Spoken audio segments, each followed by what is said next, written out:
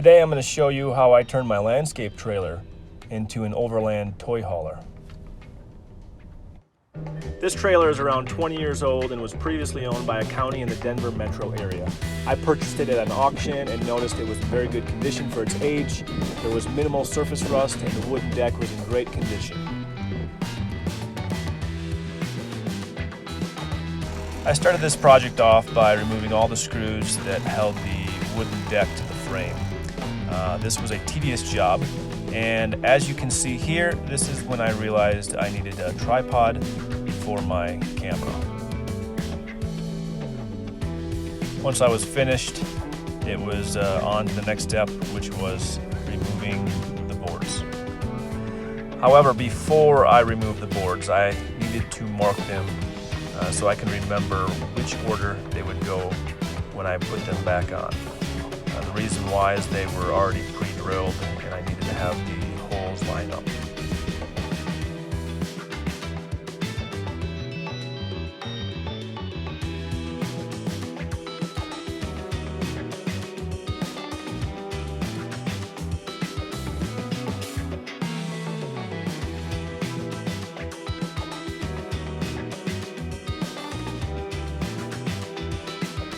I would later paint the trailer, and when I did that I wanted to make sure that I had proper adhesion to the surface area. So in this step I'm applying a degreaser just to clean any surface areas that might have oil or gas or grease on it. This step was very vital, and then as you can see I'm washing that off with a pressure washer. I let the degreaser sit for about 10 to 15 minutes before I use the pressure washer.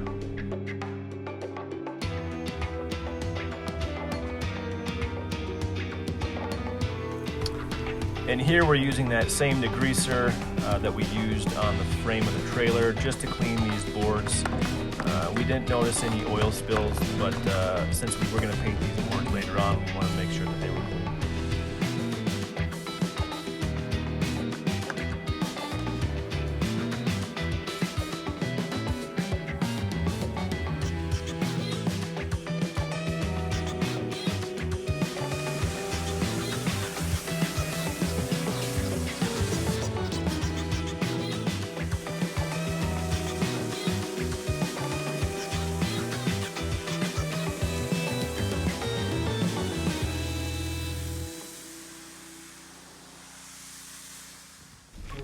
After pressure washing the boards, we let them sit for about 3 hours to dry out, and then we used a product by Bayer, which is called a deck over. This is a texturized paint which provides a non-slip surface.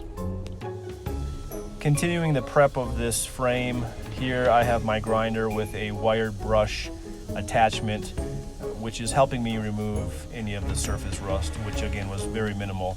It also scuffed up any of the existing paint that was on there. This portion of the renovation was my least favorite. It was long and tedious, and I could have easily just skimmed right over it, but I had to remind myself that this was a very important step in making sure that when I did paint it, the paint would last. I reached the phase of applying my first coat of paint. The product that I'm using here is POR 15, which is a rust preventative paint. This stuff is practically indestructible. However, it is expensive. It's about $45 per quart, and once you break the seal, you cannot reuse it.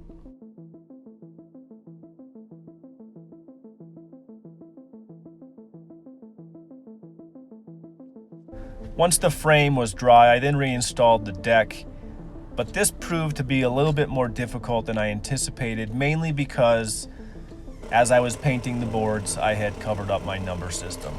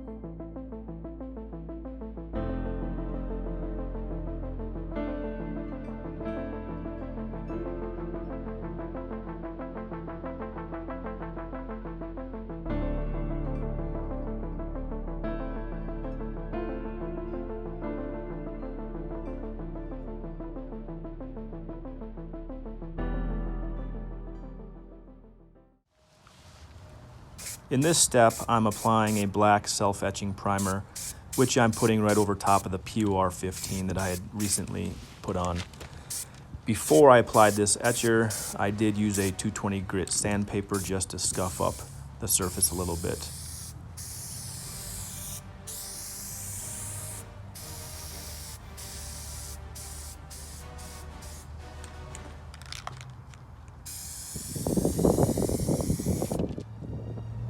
And here's what it looks like once the self-etching primer was applied. The final step in the painting process was to apply the Raptor lining to the frame of the trailer. Anytime I'm doing a restoration project like this, I have to use the Raptor lining products. Raptor lining is a durable urethane coating that provides surfaces with a protective barrier that can withstand almost any environment. It is also UV resistant, which means it's not going to fade even after being in the sun for many years.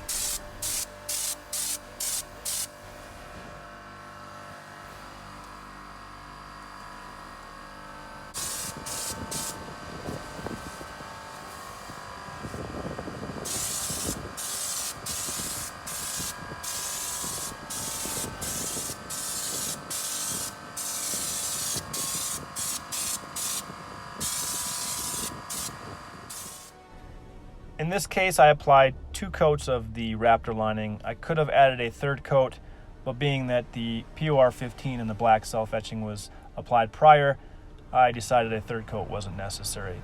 The texture on this came out exactly how I wanted it to, and I really could not be more pleased with how it all turned out. It looks amazing.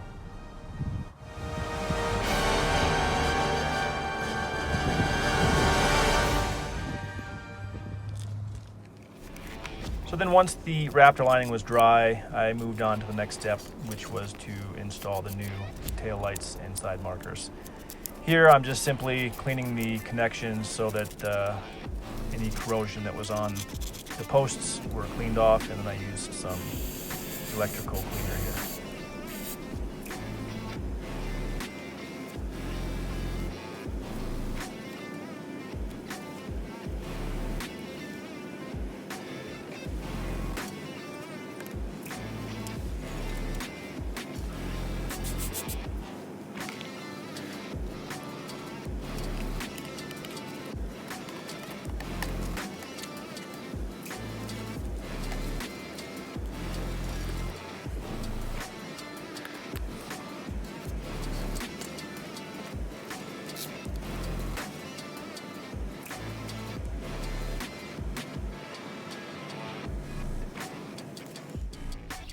So the next step in this project was to get some new wheels and tires. And since this is an Overland trailer, there's no way I could keep what was currently on there. So I made my way down to RZ Garage, and my good friend there hooked me up with some wheels and tires. And I decided to go with the 15-inch MT Classic 3s.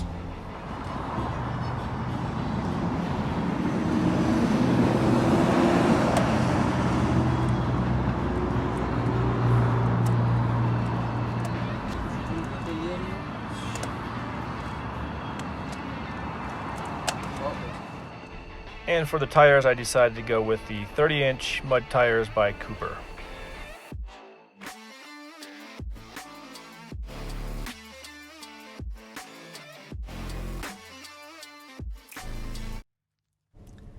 In this next phase of the build, I would use some 3/4-inch plywood to enclose the area below the tool rack.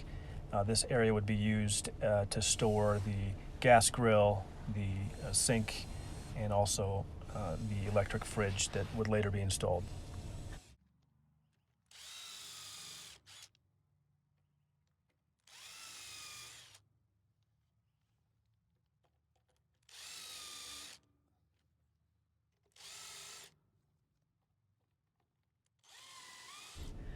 And moving on to the inside of this cavity, you can see here I put glue down. I would then put sheet metal down and screw that to the floorboard. And I did this just to make sure that there would be no water coming up from underneath the trailer into this cavity.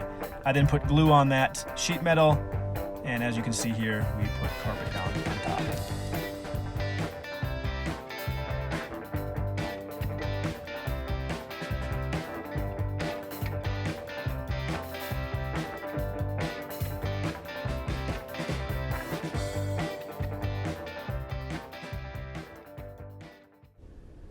I then moved on to enclose this tool rack. I used plywood here as well. And this is the area that would house the freshwater tank along with the batteries. Once I was finished with this, I put some glue down and then started to put black carpet down on both the floor and then also the sides. I then finished this area off by adding 1x3 trim pieces.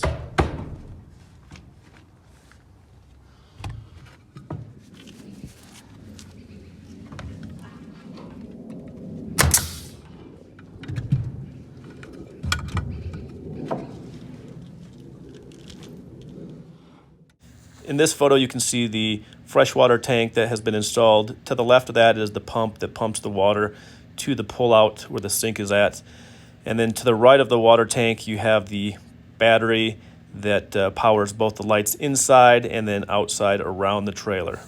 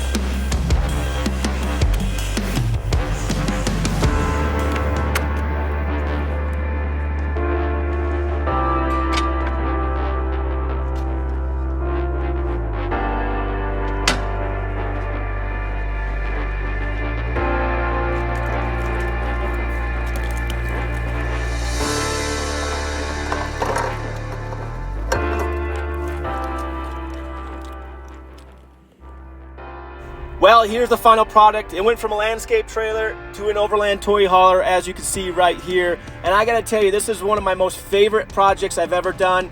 I've had so many people comment on this trailer, whether I'm at a gas station or a campground. I've been all over with this thing in Colorado. I've been to Moab, Utah. People are constantly coming up to me and asking me about this trailer. There's one thing I wanted to quick add that I didn't show in this video, and that is the E-tracks that I placed down on the floor of the trailer. So essentially when I pull my side-by-side up, I'll drive over those E-tracks, and when I secure it, I'll use a tire strap with E-track connections, and it locks right in, making it very secure. Gives me a peace of mind knowing that my side-by-side is not going to fly away. Hey guys, thanks so much for watching this. Please hit that like and subscribe button, notification bell. If you have any questions or comments, please leave them below. But again, thanks for watching. We'll see you next time.